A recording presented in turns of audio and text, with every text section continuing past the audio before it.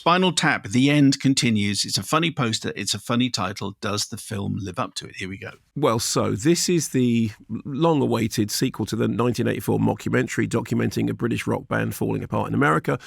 The first film was directed by Rob Reiner, who made it so convincingly that it is true that some people, but when Spinal Tap came out, before people really knew what Spinal Tap was, some people did think it was real. I know people poo-poo this story in the same way as they poo-poo the idea that people took Blair Witch seriously, but they did. There were some people who thought it was a real thing. So the band, which is Mike McKean, Christopher Guest, Harry Shearer, first appeared on a 1979 sketch comedy pilot, the TV show. Also, if you're a Spinal Tap fan and you've got the DVD, you'll know that there is an hour of outtake material. There's a whole other hour of Spinal Tap stuff with stuff about the support band, which is on that original film. And then after the movie became a cult hit and people started to embrace it, Spinal Tap went on performing together. They played at festivals like Glastonbury and Wembley. And in fact, footage from those festivals is in this sequel. They made a follow-up album, Break Like the Wind, which is actually very funny. And then later Back from the Dead in 2009.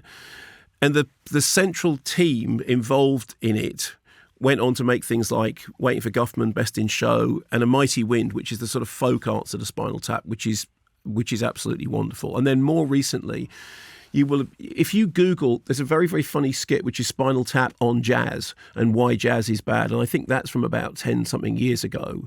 And it's really, really funny. So apparently the core team were embroiled in a rights dispute with the film about who owned the rights, who owned the profits. It got resolved in 2020 after years of litigation, and all rights now, including characters, trademark, licensing, are now owned by a wholly owned Spinal Tap LLC, which is basically the people who made the original thing. So now, all these years, all these decades after the original, we have the sequel, which reunites the core team. So once again, Rob Reiner in the driving seat. He is Marty DeBurgi, who, of course, Marty DeBurgi is based on Martin Scorsese in The Last Waltz.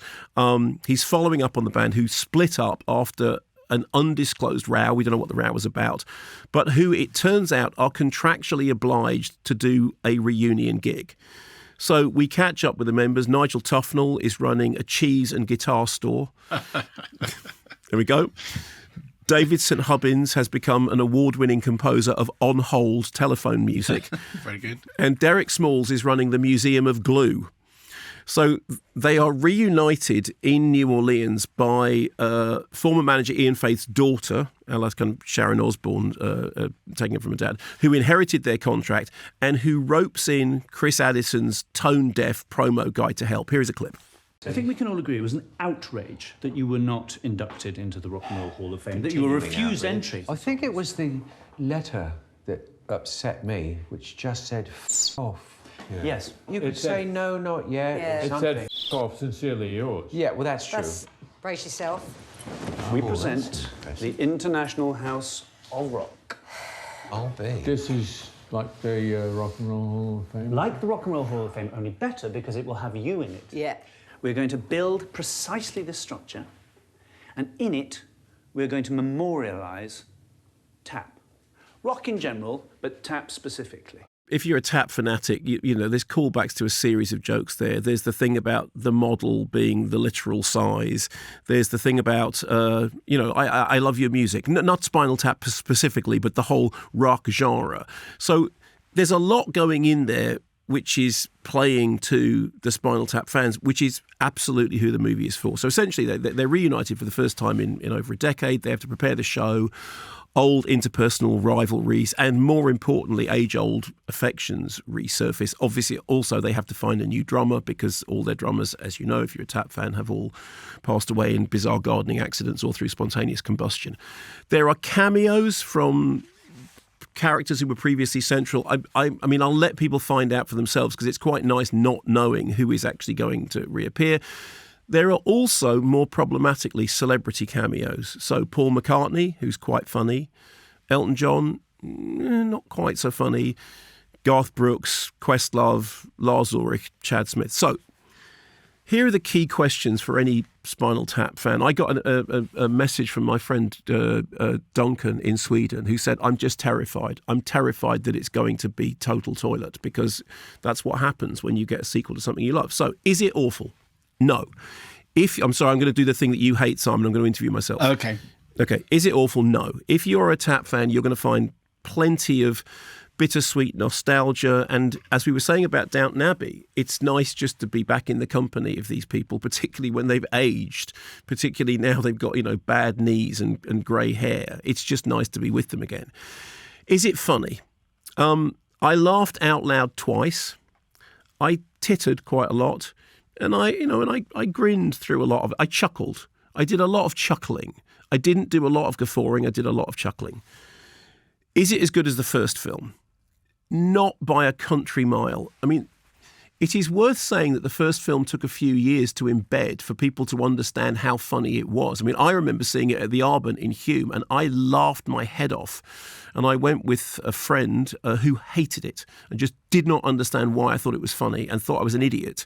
And then over the years, it's through repetition that Tap has become as funny as it has. The biggest thing is, do the celebrity cameos help it or hinder it? And I can't help but think that it's the latter. See, the problem is, if you have a bunch of recognisable people who are in on the joke, to me, that deflates the joke somewhat. I mean, I understand why, if you're Elton John, you want to be involved. I understand why, Paul McCartney is quite funny, but then Paul McCartney is quite funny. He's the Beatles, The Beatles were always quite funny. And Elton John's a lot of things, but he's not a natural comedian. We've seen him in a few performances in films like one of those, the Kingsman movie or whatever it was. That was terrible. Yeah, yes, exactly. Well, it's not that. Okay. It's not that, but it's just not great. The main thing is, the first film really looked like a documentary. This looks like a staged comedy. I mean, yes, a lot of it is improvised rather than scripted, and they are brilliant at doing it because they've been doing it for years. It still feels constructed. Could it have been worse? Absolutely. I mean, if you look at, I love The Ruttles. The Ruttles was a brilliant, a mockumentary.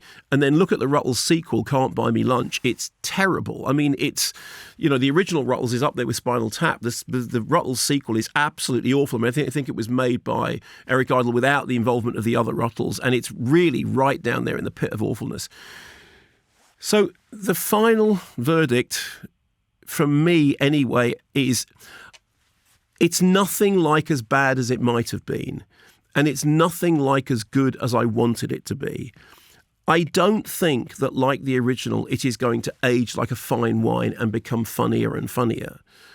I love Spinal Tap, and I love the way in which they've created those characters. And I wish the movie had been better than it had. But because I'm a Tap devotee in the same way that Downton devotees may think the same about the grand finale, I just like being around them for 82 minutes. But it is a footnote.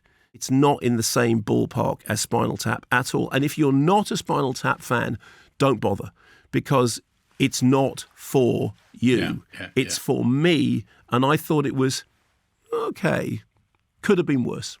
Okay, that's tinged with disappointment. I'm sorry. I'm sorry. Tinged with disappointment. No. Yes. I get that. I remember I was at Radio Nottingham when it came out, and there was an esteemed old producer called Tony Church who had just been to see Spinal Tap, and he did the arts program. I think it was out on a Sunday afternoon or something. And I was choosing some music for a different program, and he was chortling whilst choosing music for his arts show. And I said, "Why are you chortling?" And then he explained what he'd been to see. And he said for the first half hour, he wasn't sure what it was because, he had never heard of them and thought it was. And then as it went through, he realized what he was watching, but he was still laughing, a couple of days afterwards. Yeah. But that's the way, it just crept up on him. Yes. Which is probably the best way to have seen it in the first place. I think it was. I mean, obviously it's not unique because, as I said, I genuinely think The Ruttles is up there with Spinal Tap, and it's not like the Ruttles sequel, which was so depressing. But I spent time with them again, and that was nice. I just wanted more than that.